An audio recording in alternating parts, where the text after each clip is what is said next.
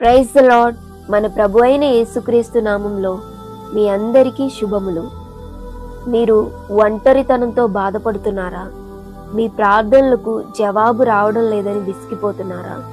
అయితే ఈ 84 వృద్ధురాలి కథను వినండి.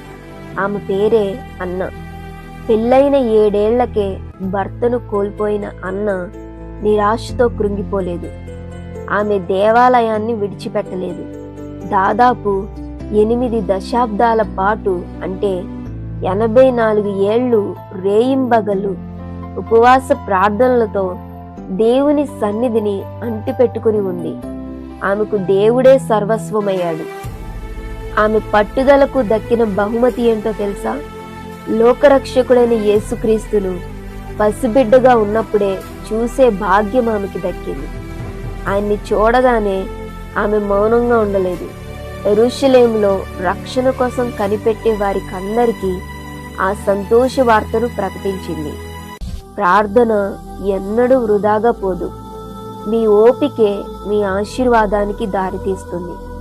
అన్నా వలె దేవుని సన్నిధిని ప్రేమించండి. ఆయన మహిమను చూడండి. దేవుడు మిమ్మల్ని దీవించునుగాక. ఆమేన్.